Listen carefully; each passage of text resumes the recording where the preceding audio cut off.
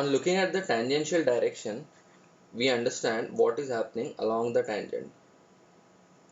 So let us say there is a force that acts on the particle as it is moving along the circumference of a circle, and the force is acting in the tangential direction. Naturally, this force will tend to change the tangential velocity of the particle. So the instantaneous tangential velocity will be the one that will play a part in determining the centripetal acceleration as well as the centripetal force. And the instantaneous tangential velocity will depend upon the force that is in the tangential direction applied along the tangent. So there are two specifically separate directions here. One is along the radius or the radial direction, and one is along the tangent or the tangential direction. So right now we are going to do the analysis of the tangential direction. So this is the tangential velocity of a particle that is undergoing circular motion. Let us say the tangential velocity is changing at a constant rate. Then that constant rate of change of tangential velocity will be called as tangential acceleration, AT. So this is the rate of change of the magnitude of tangential velocity. This is very important, and this is distinct from the rate of change of the direction of the velocity vector, which resulted into centripetal acceleration. Here, the rate of change of the magnitude of the tangential velocity vector is the thing that is resulting into tangential acceleration. So tangential acceleration is arising due to rate of change of the magnitude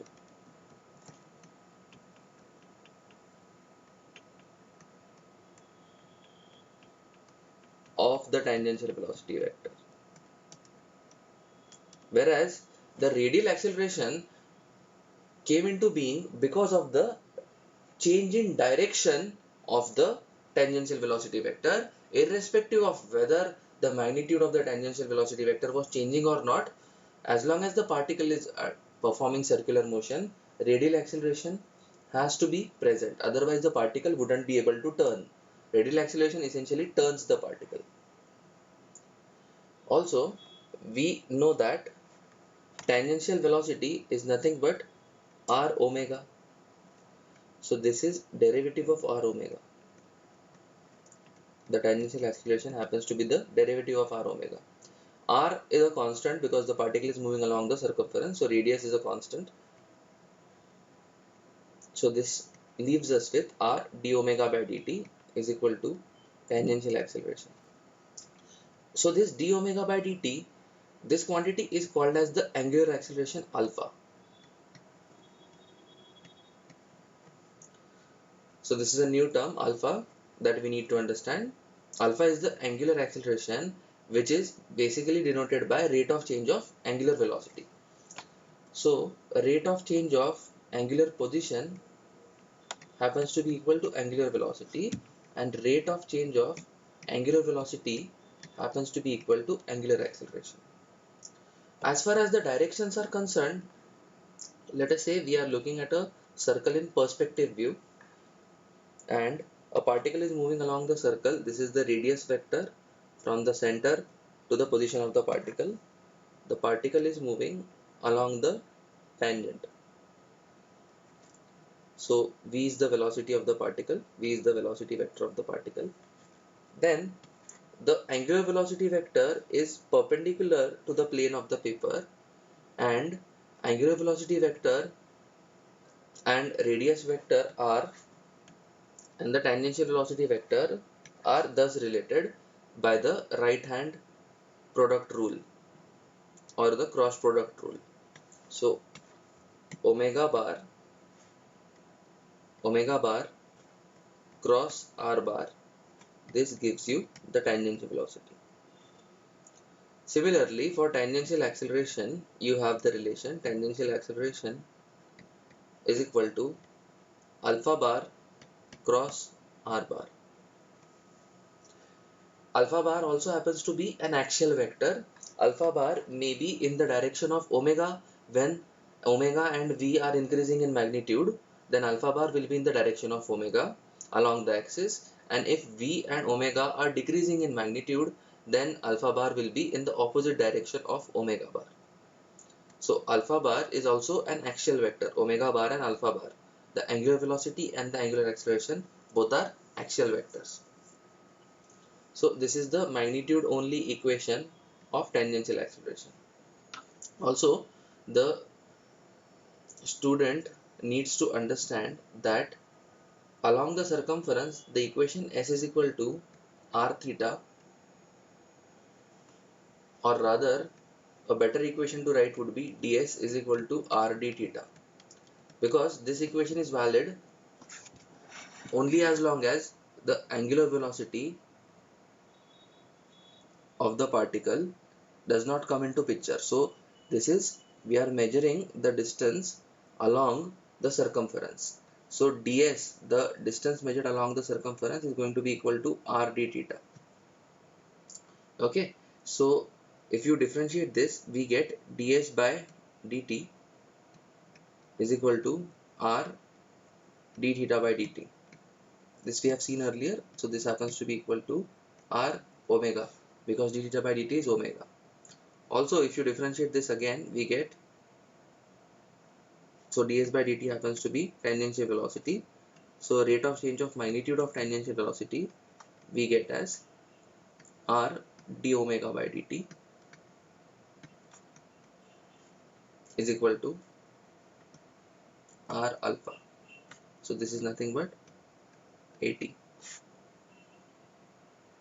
So this is something to be understood.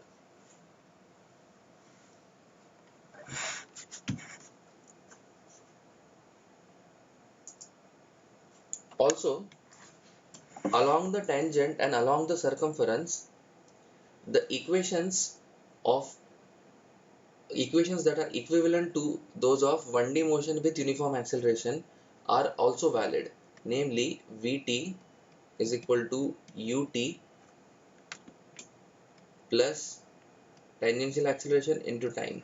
So this equation is valid along the circumference of the circle, as long as the tangential acceleration is constant. Here it is important that the tangential acceleration be constant in magnitude.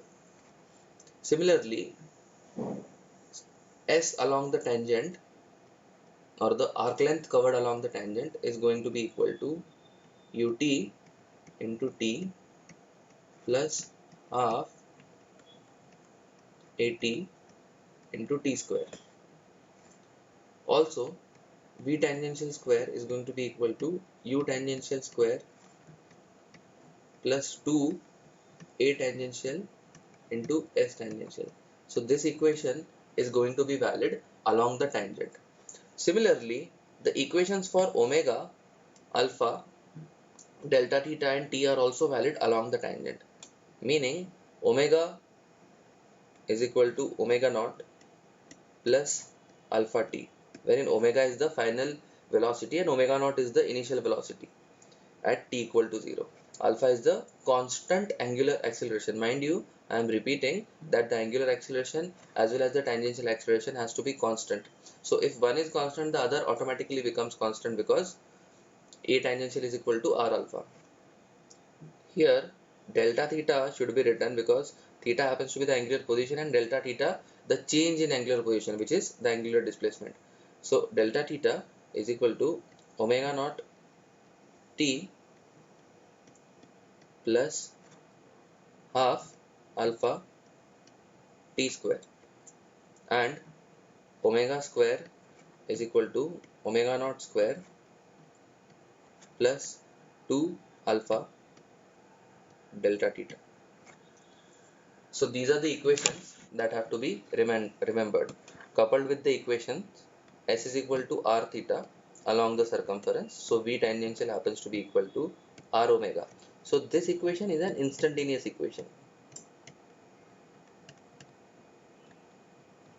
This is valid at every instant, and a tangential is equal to r alpha. You can further write down the radial acceleration ar to be equal to omega square r or equal to v square by r or equal to v omega, and the total acceleration at vector is going to be equal to under root of a total, I should write a total is going to be equal to under root of a tangential square, the magnitude of a total we are writing, equal to under root of a tangential square plus a radial square. So if this is the circle, then the radial acceleration is acting towards the radius and tangential acceleration is acting towards the tangent. So because of this fact, the radial and tangential acceleration have an angle 90° between them, and we can use the Pythagoras theorem to find out the resultant vector.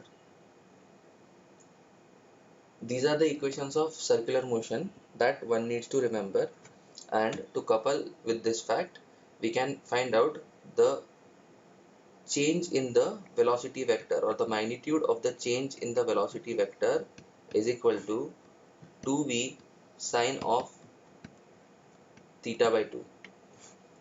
This is for UCM, uniform circular motion, and finite theta.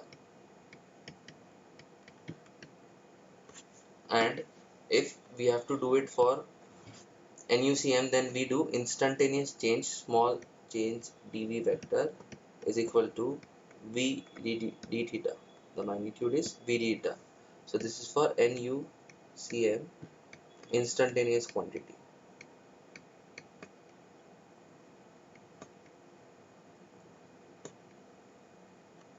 So these are the things to be remembered.